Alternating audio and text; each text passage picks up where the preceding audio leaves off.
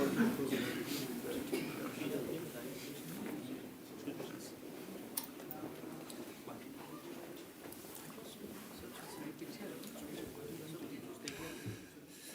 morning. So I'm Phil Banks, Deputy Mayor for Public Safety. We are joined here today by the Mayor of the City of New York, Eric Adams, Edward Caban, the NYPD Police Commissioner, Jeff Madre, the NYPD Chief of Department, Michael Gerber, who's the NYPD Deputy Commissioner of Legal Matters, Lisa Zornberg, who's the Chief Counsel to the Mayor, Patrick Hendry, New York City PBA President, Paul DiGiacomo, President of the New York City Detectives Association, Bishop Gerald Seabrooks, Jackie Rowe Adams, who's the founder and CEO of Harlem Mother Saves and Father Save, Don Winter, Board Chairman of Manhattan Chamber of Commerce, Mo Rosvi, founder and executive director of the Council of the People's Organization, Radamis Rodriguez, president of the United Bodegas Association, Barbara McFadden, president of the Notion Houses and vice chair of NYCHA Citywide Council of Presidents, Francisco Marte, who's the president of the Bodega Association, Wellington Chin, executive director, Chinatown Partnership Local Development Corporation, our good friend Kathy Rao, president and CEO of the Partnership for New York City. We also have Tom Gretsch, Queens Chamber of Commerce, Randy Piers, president and CEO of the Brooklyn Chamber of Commerce, Linda Baran, president and CEO of the Staten Island Chamber of Commerce, Lisa Soren, president of the Bronx Chamber of Commerce, Sheikh Drummer, chairman, Islamic Cultural Center of North America, Rabbi Kailash, the CEO of Hazola. We have Balwinder Singh, who is a Sikh leader, Mitch Silber, executive director for UGA's Community Security Initiative, Antonio Cabrera, Livery Roundtable, Marcelo Regaldo, who's the National Hispanic Business Group. We have Sandra Jaquez, representing the New York Latino Bar and Lounge Association. We have Susanna Ozario, who's a small business owner. Kwang Soo Kim. We also have John Paul, General Counsel of the Korean Association from Queens.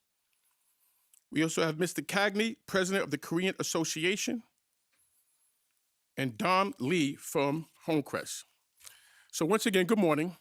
We're here today to make an announcement concerning recent legislation that will have an impact on public safety. We strongly believe, as you'll hear today, that it will have a negative impact on public safety. Mayor Adams has made it very clear from the beginning that our guiding light is public safety. That's what drives us. How do we protect the public?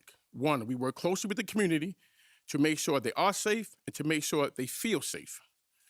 Two, we make sure that the people who work in our public safety agencies have the support they need to do their jobs. And three, we make sure we're allocating our resources efficiently so we can better serve New Yorkers. This is what this announcement is all about: strong community engagement, support for the public safety workforce, and ensuring that government operates efficiently. I'd like to introduce the Mayor of the State of New York, Mayor Eric Adams.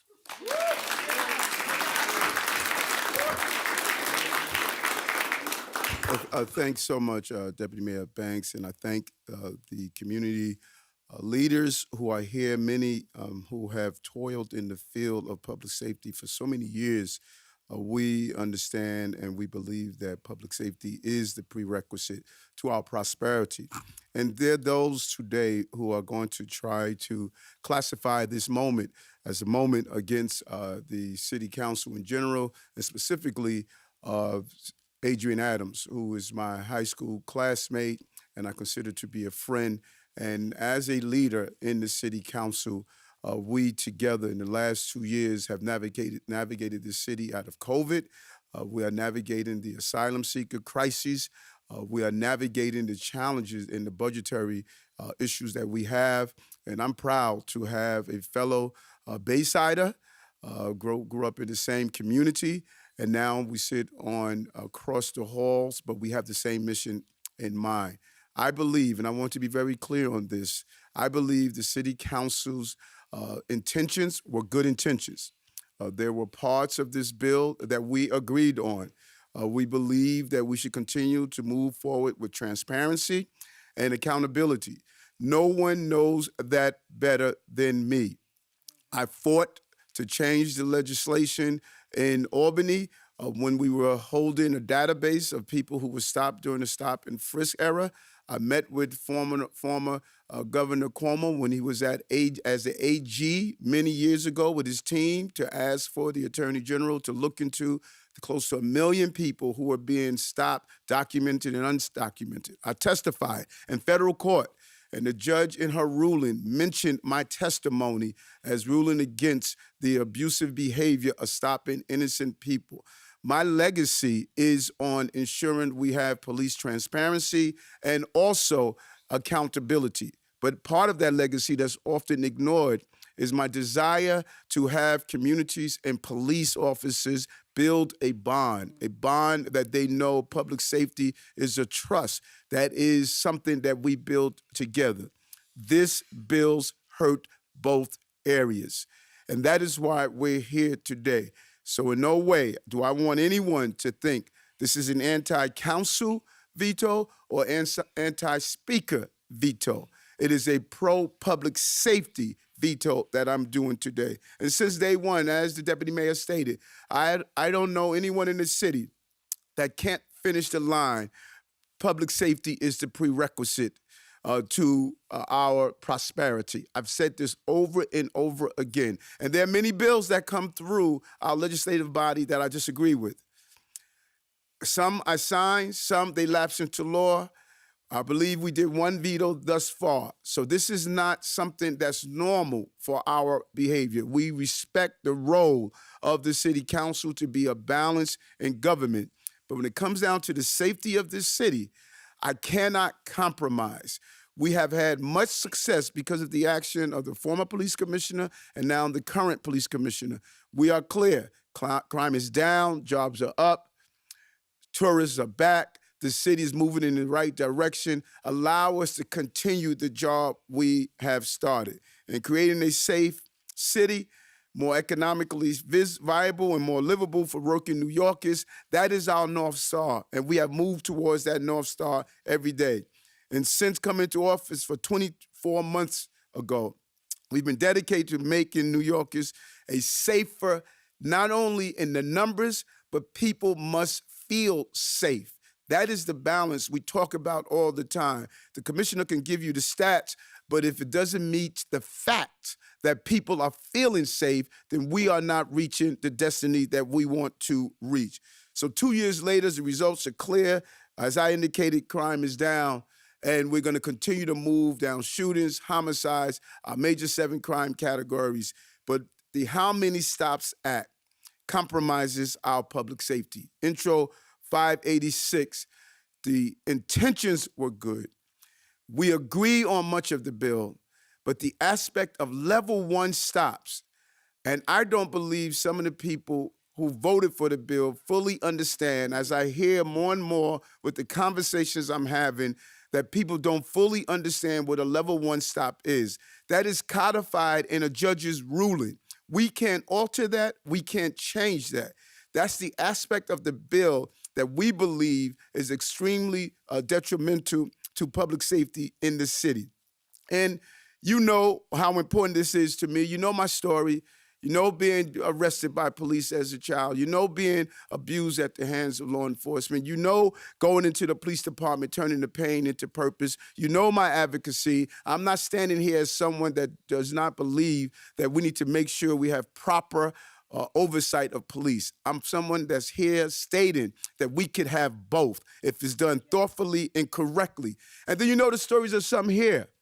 Jackie Rowe Adams, who has been an advocate, who has lost her loved ones to violence, and others who have been victims, their community, who have experienced, who lived in public housing and know what it is to have safe. Those who have from communities like the Sikh community who have been targeted from hate crimes and others. These are people who are not only pro-police, but they're pro-oversight, but it has to be done correctly. And so today, this reform that we fought for years, we're saying the desire of the bill is misguided. And we want to make sure we get the right type of language that would not hurt law enforcement. Intro 586 requires police officers to report on the most basic interactions with the public. The most basic interaction, they have to document. They have to guess their age, guess their gender, guess their ethnicity, write down a reason why they stopped them. That in itself is going to deter people from wanting to talk to police officers. The public don't want to be interviewed constantly by police officers. That is not what we are looking for. Not only drowning officers in unnecessary paperwork that will saddle taxpayers with tens of millions of dollars in additional NYPD overtime each year, but also taking officers from police in our streets and engaging with the community. We cannot handcuff the police. We want to handcuff bad people who are violent. That's the goal. That's the goal. And they should be building trust. The incident that took place a few days ago, where a person was out for almost 2 days, stabbing innocent people. The police commissioner had the chief of detectives and their team. We interacted with 1,000 people. 1,000 people. And some people say, well, that is maybe something just a once in a lifetime, an extreme example. No, it is not. So if you have 1,000 people, even if you go on the low end, that each one of those people take 3 minutes to document that interaction. Multiply that 3 minutes by the thousands of people. You're talking about 49 hours, 2 days. Instead of leaving the person you're speaking with to go find the next person to find a bad guy, you're spending minutes talking to that person to gather the basic information. Those are minutes that are being taken away of finding the person who's committing the stabbings. That's our focus. It's not paperwork, it's police work. And all of this is already on body camera. We're already using body camera to document these interactions and making sure that we're getting exactly what we expect from our police officer. That's why I'm vetoing this legislation. And I want to be clear. It's not about holding police officers accountable. It's about making sure we do not prevent them from doing their job and continue what we have done so many times. Yesterday, we talked about how important it is to remove dangerous people off our streets. This bill will impact that in a real way. Police work is difficult work. It's hard and challenging work. We saw 2 officers shot the other day. As they enter the building, they're asking individuals, did you see anything, did you hear anything? Each one of those persons that they stop on their way into the building, they have to pause to gather the information, who they are, with their gender, what their ethnicity. Why did they stop them? Because remember, you're not just keeping all this in your head. If you stop 20 people on your way to responding to a job, you have to document those 20 people. Did you see someone flee the scene? Did you hear anything? What were they wearing? Now you have to pause at each one of those individuals, write down in your memo book or document on the app that the interaction you had before you go to resolve the job. And so some would say, well, why don't they just do it at the end of the job? Then they're violating the rules because they didn't remember everyone they spoke with. And if that body camera is not synced to everyone they spoke with and they didn't document it, now those officers are open for potentially departmental charges because they didn't properly follow the rule. Think about the practicality and the operationalizing of this initiative. Good intention, but the practical implementation is challenging. The NYPD will continue to do its job. We will continue to give them the support that they need. Every minute count, every second count. That is why in the mayor's management report, we talk about how many minutes it takes to respond to crises. Seconds count during emergencies. Seconds counts.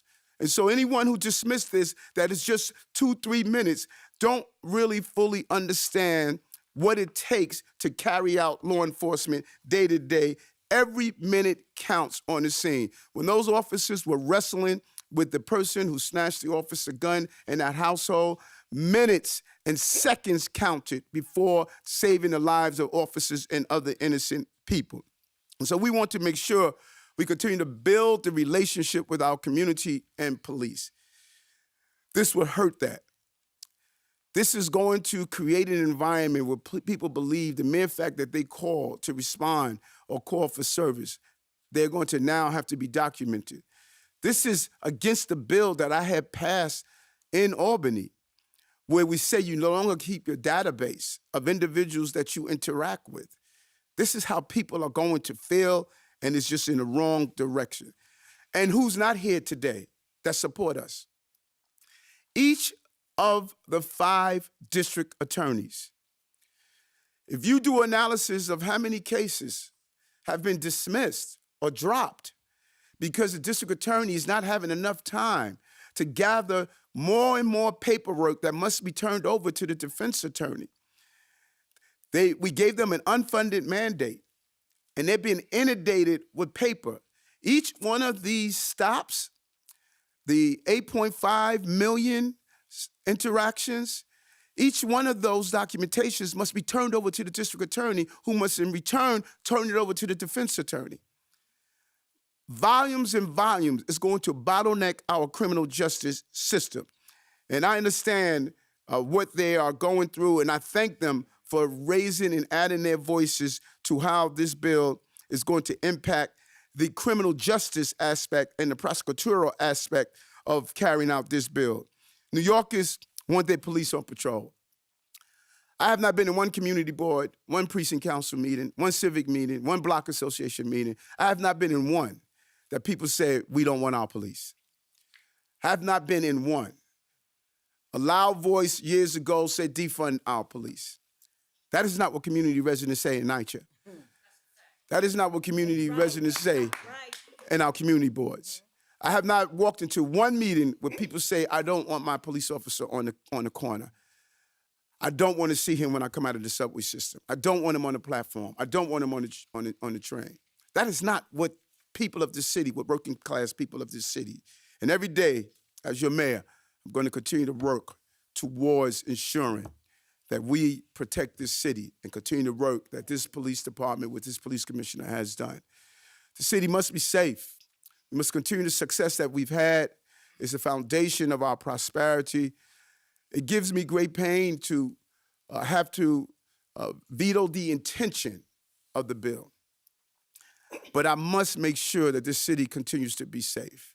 And I'm asking the city council members to read this entire bill and then compare it with a level 1 stop and see and fully understand the interaction of talking to someone when a child is lost, the interaction of finding out what happened during a particular incident, the interaction of any interaction of delivery of service by the police must be documented. That is what this bill is saying. Even if they did not intend it to say it, that is what it is saying. And that is why we are so passionate about this. We can't go backwards. We have to move forward and utilize our manpower and resources to protect the people of the city, not to do more paperwork. And I'm vetoing this bill today because of that. And I'm hoping that the city council will understand the place that we are coming from. We're not coming from an argumentative place. We're not coming from being disagreeable. We're coming from a place of public safety. This bill is going to get in the way of that, and it will change how we police in this city for decades to come. And we can't allow that to happen. Absolutely. You got a question?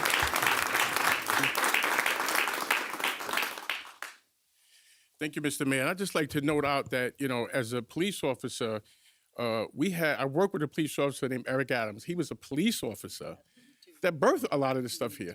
And he was in with police commissioners, and he was in with mayors and saying, this is wrong. Then he made sergeant. He said, this is wrong. Then he made lieutenant. Then he made captain. He never changed. He said, this is wrong. So this is not someone who's, and he said he's not new to this. And as a fellow officer, we were always proud because he stood up. And I remember a conversation that we had a meeting. I was the chief of the department. It was a very heated meeting. When he walked out, the police commissioner said, you know what? He always brings a solution. I might always agree with it, but he comes with not just a problem and solution. He's been doing this a long time. The mayor is telling you, we agree, we concur with certain parts of this bill. The intention was there. This one part of the bill is going to negatively impact your communities. And if you cannot listen to someone who's done it and shown it, I'm not sure where as a city we're going. From now, we'll hear from the police commissioner of the city of New York, Eddie Caban. Thank you, Deputy Mayor. And thank you, Mr. Mayor. And good morning, everyone. Along with Mayor Adams and members of the community, we are here today to make a very simple, straightforward point. Effective policing is completely dependent on positive community engagement. Every single day, the men and women of the NYPD interact with people they serve in countless ways. And whether it's response to a 911 call, asking for information as an officer is out on patrol, searching for a missing person, or knocking on doors to ask if anyone has seen a suspect, each one of these interactions is based on a certain level of trust. And at the end of the day, that's what we're talking about here today. Above all else, New Yorkers need a police department that is 100% focused on keeping them safe. That's the job we were sworn to do. And this bill, despite its possible good intentions, does not make our city any safer. Instead, it turns everyday engagement between the community and their cops into transactional record keeping. Its purpose may be to oversee the police department, but in practice, it looks and feels like oversight of the people we are out there protecting. We have to do this work hand in hand with the public. That means talking to them, asking for their help when we need it, and making the real lasting connections that have such a positive impact on public safety. This is the only way to do this job well. And it's the only way we'll keep New York City the safest big city in the nation. But we don't make these connections by asking for or guessing at personal information. Their age, their race, their gender, every time we speak to them. This is not building relationships. It's just fueling mistrust and alienation. And it's doing nothing to improve safety and quality of life in our city. I don't have to tell New Yorkers what's at stake for them or for their police officers every day. We all know that every minute matters, that every second makes a difference. We know the real world consequences, and we understand that there is only one acceptable outcome, and that's public safety. That is what New Yorkers demand. It's what they deserve. And no matter what, that's what the NYPD is going to deliver. So we stand alongside our residents, community groups, subway riders, commuting workforce, and the millions of visitors we have each year. And we echo their want and need for the NYPD to be focused on one thing: keeping people safe with fair, effective, and efficient police work. And we are grateful to have the support of our mayor. Thank you.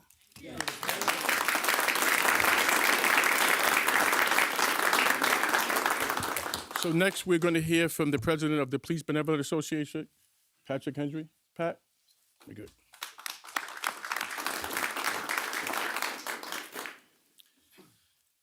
I want to thank Mayor Adams for taking a stand and vetoing this bill. Yes, yes. At the end of the day, this isn't about politics. This is about public safety.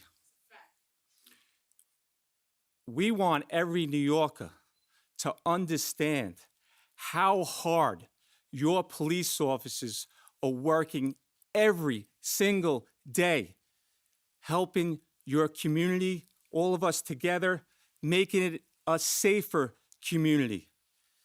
Any extra burden, extra paperwork.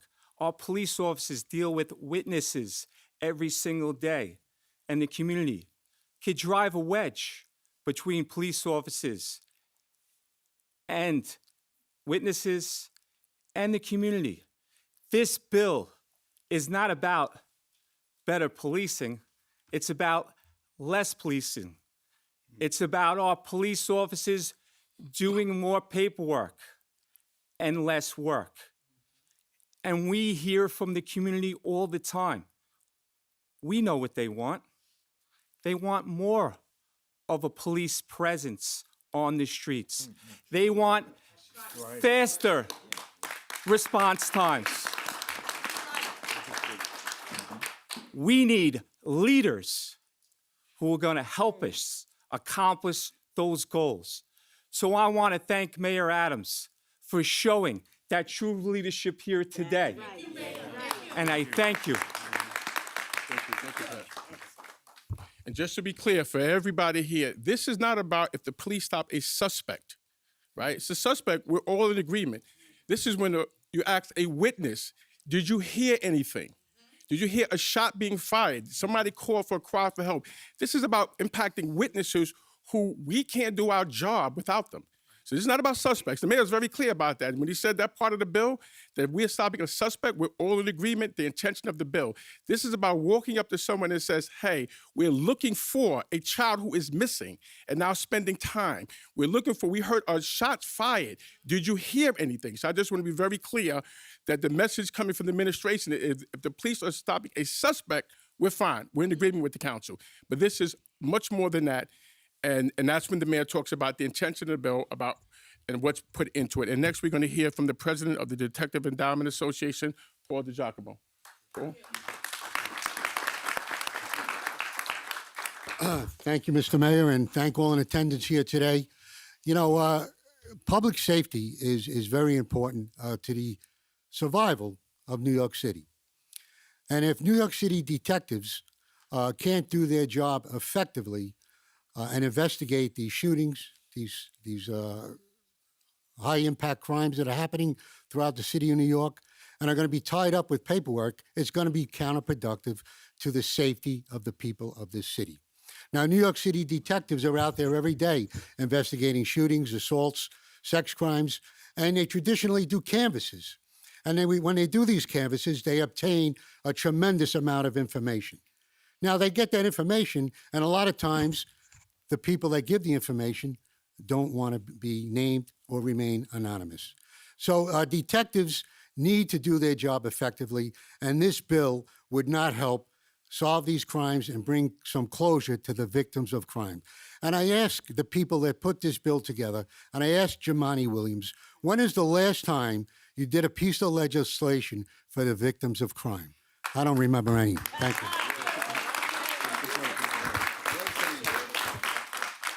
And next, we're going to hear from the top uniform person in the NYPD, Chief of the Department, Jeff Madry. Good morning. Good morning, Mr. Mayor, Commissioner Caban, all of our partners, our stakeholders here. Just really quick, we talk about suspects and witnesses. I just want to share a quick story. November, I was standing at the finish line of the marathon. I'm in awe of all the runners coming across the line. And I see one of the runners, he comes across, he's standing there, he gets a little woozy. And I look at him, I say, hey, are you all right? Can I get you a Gatorade? And he says, yes. If you look at the terms of that bill, based on that, I would have to do a report. So it's not even about witnesses and suspects. Sometimes it's just about providing people with help. If I ask someone, if I see someone who looks ill or maybe they look despondent, and I ask them, can I help you? I just created a bill. I created a piece of paper when all my intentions were was to make sure that that person was safe. And if they needed some help, and if they said, no, I don't need any help, you know, they'll go about their way. I have to do a piece of paper. If I do have to give them some help, I have to write a piece of paper. We don't need to create any more work for these officers, for the women and men who are out here every day risking their lives, keeping this city safe, who want to build bridges with this community and connect with community. Something as simple as offering someone help when they may need it creates more paperwork for this department. It is something we don't need. It is something this city doesn't need. It's going to be a burden on everyone in this city. Thank you.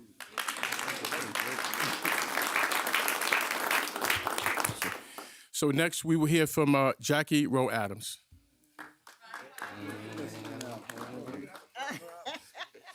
Since you are vertically.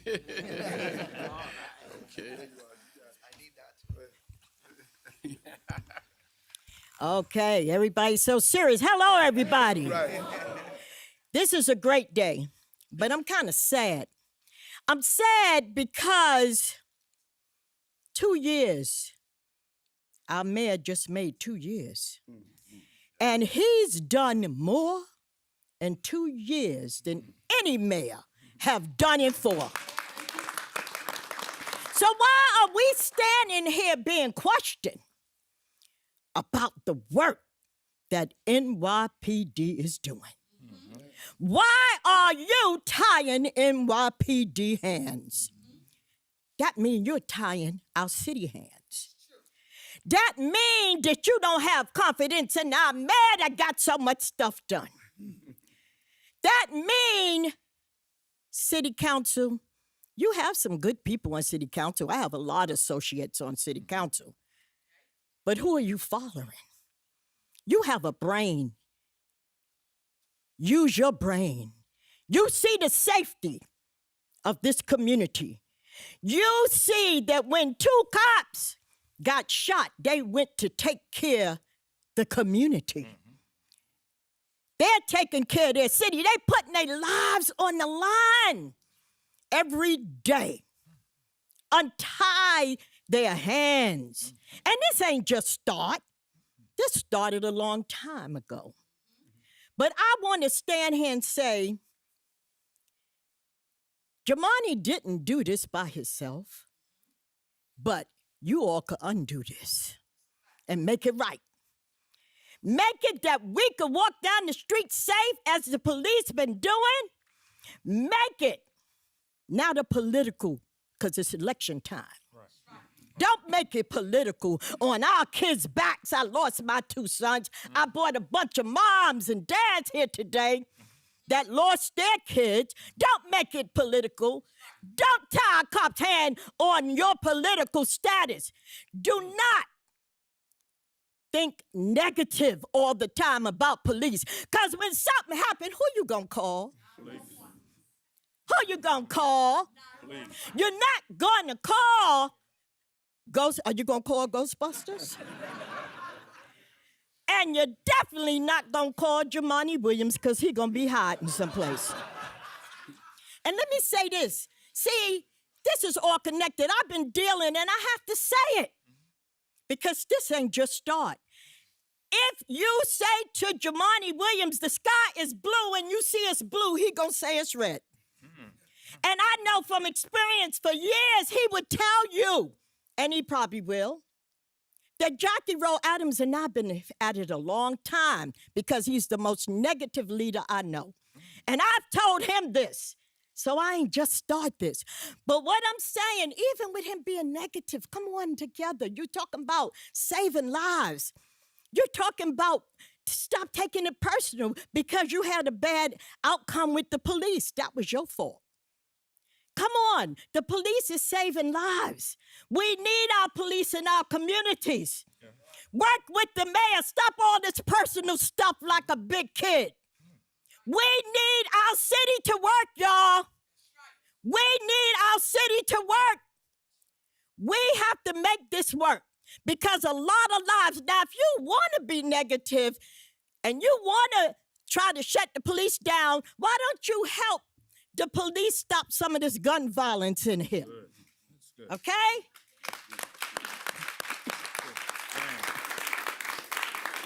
Every day our kids are shooting each other. Crime is down because the police is out there with their lives on the line. Us mothers are hurting and crying. But thank God for the police. Now, Jumaane, you can be a help to us. Stop some of these guns. Help stop some of these guns coming into our city, our state.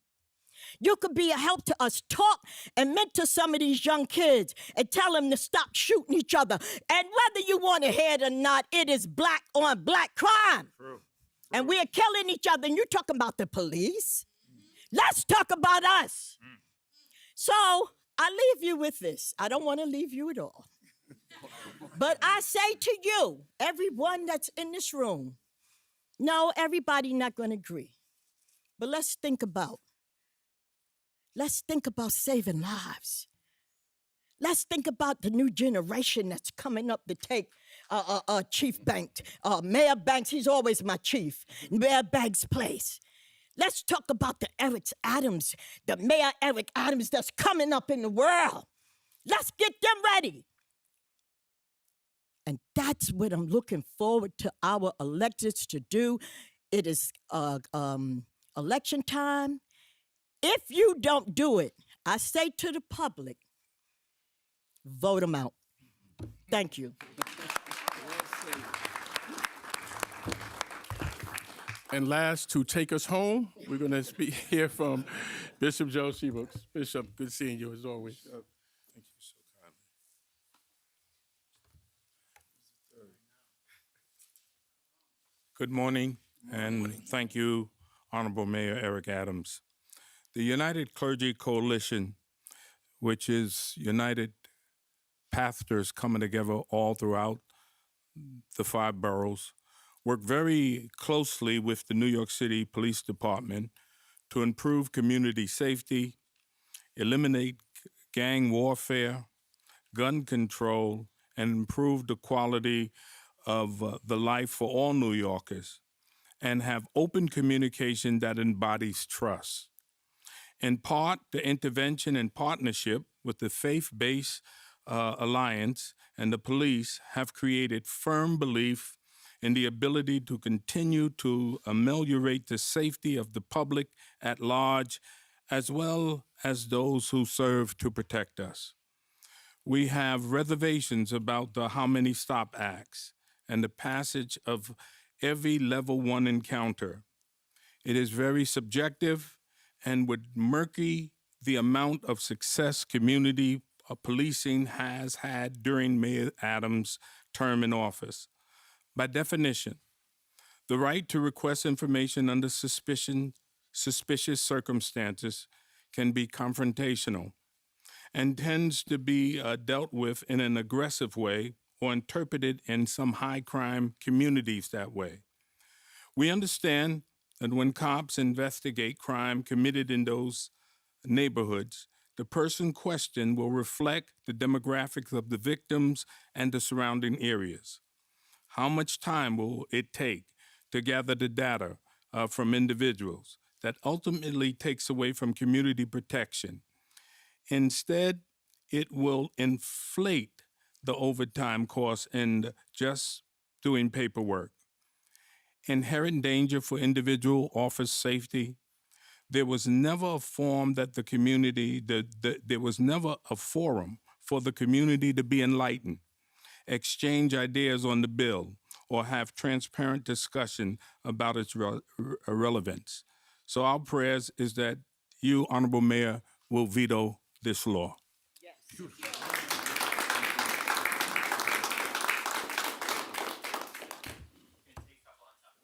God answers prayers because I'm going to veto this law.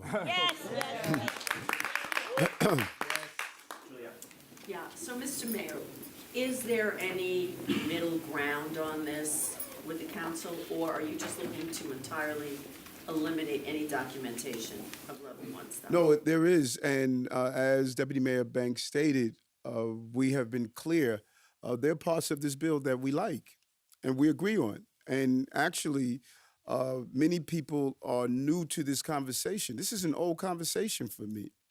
And, you know, much of these reforms, if you were to go do an analysis of and show the real history of this city, these are the reforms I pushed for.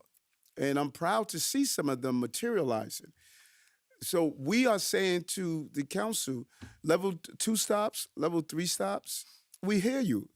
Level 1 interactions is problematic. The volume of that, as Chief Madry gave an excellent example. When I speak with some of my colleagues in the council, they would say, no, that doesn't require documentation. That's saying to me they really didn't see what the bill was saying. That does require documentation. Finding a lost person requires a documentation. Everyone we show that picture with, a documentation. And it's not like you, this is so important. If an officer's out trying to find a lost person, as he moves from person to person and asks, do you know this person? Have you seen this person? He can't just accumulate in his head that I spoke to a large number of people. When he speaks to that person, he has to document. When he goes to the next person, he has to document. He has to have accurate documentation because information that he document is used later in not only departmental proceedings, criminal proceedings, civil proceedings, and he has to be accurate when he does it. Hey, Mr. Mayor, how are you? Yes, how you doing? I just want to follow up on that, just to be clear. So, under the departmental policy as it is right now, you do have to note level 2 demographic for stops with body-worn cameras and level 3. And level 1, you're just checking a box that there was a level 1 stop. So the sticking point here is the demographic data for level 1 stops. No, this is the sticking point. That you're gathering items already on your body worn. We're documenting a lot. This police department is documenting more than what they've ever done before. The volume of each one of those stops. If you called me and you say, Police Officer Adams, my daughter's missing. You give me a photo of her. I go out and do what's called a canvas. I stop and ask everyone, did you see this little girl? Each stop I have to guess their gender, guess their race and other items, and then I have to say why I stopped this person to ask them that question. The volume of doing that with every person is what the problem is. We're saying take out those interactions where you're just doing these reviews, not dealing with any criminal and criminality of nature. That should not be part of this bill of counting the stops that you're making. Right. So the level 1's the demographic information, because they're already, when they review their body-worn camera at the end of the shift, they dock it. If there's a level 1, they just level 1 move on. We don't have to put anything. Level 2, they have to do the demographic. Level 3, they have to do the whole of the form. Exactly. Because what you said is very important because at the end of the day, those officers have to go back, dock that camera, and there's actions that they have to do. And so in a real universe, an officer is not only doing one job a night. He may get that missing person at the beginning of the tour. He may get a call of a lost dog in the next hour. He may get a call of a suspicious person. So in the night, you having so many jobs, you documenting every time you respond to the job. An officer can talk. One officer can talk to anywhere from 50 to 60 to 100 people in one tour. And I just want to note that the level 1s are tagged by video. And this is a question I asked for the council. How many of you have rode in the back of a police car? How many did a ride for a tour or two? Now you're in a better position to say, I'll guarantee you that's a dismal number, that you can see exactly what they're going through, and then you'd be in a better position to be able to say, hey, craft a bill. And I would almost guarantee you, almost none of them, you might have one, that has ever did a ride along in the back of a car 2, 3, 4 hours. So now that you have an understanding, you'd be in a better position to support the mayor and support the city, if that's your intention. And if it's not your intention, you craft the bill, you don't speak to anybody, you don't get any background advice, and subsequently, here we are. Mr. Mayor, you've been, of course, today very vocal about being against what's in this bill. And Council Speaker Adams has said, she said again yesterday, her intention is to override a veto if you veto what you're doing.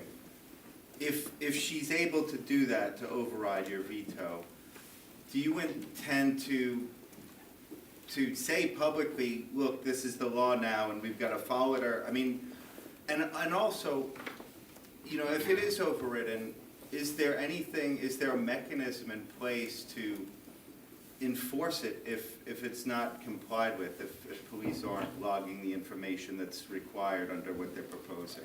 Listen, we have made it clear this administration follows the law. If a law is passed, we're going to tell our police officers, we're going to tell everyone that's in contact with any law that's passed that we follow the law. And we're going to let everyone know this is the law of the land. And people must make that decision on how they are going to just view the actions that were taken. What I must do at this point, and I've said this before and I'm going to continue to say it, my role as the mayor is to make sure that I'm very clear with the public, let them understand what is happening, and take my actions. My action is the veto. Those council persons will now take the actions. Either they can look and say, wait a minute, let's look at what the mayor's saying. Let's look at what all these community leaders are saying. And should we go and amend this? Should we look at how we modify to get what we want? It's up to them to do that. And I'm hoping that this period of educating, the videos we put out, speaking with our council persons, having local people come and talk to them, I'm hoping people say, wait a minute, how do we get what we want without endangering the public safety aspect of it? But I am going to stand by and carry out, unless there's a legal reason that we don't have to carry it out. We saw some bills that were passed that we thought legally it challenges the law. But other than that, we're going to comply. We're going to comply with the law of this city. Hi. So as you know that you are vetoing the bills and they are passing the bills, and it's not the first time the NYPD become the center of the controversy many times because of the politician. They are part of the society. They are our brother and sister, and they are working for the community. But the way they are the politician, they're portraying them. The controversy become day by day. It's very controversial now. The department.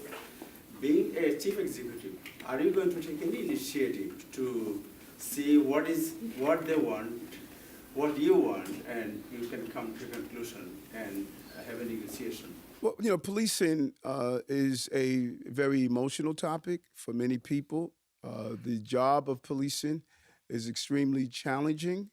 And, when you're responding to these emergencies, because it's warming in here.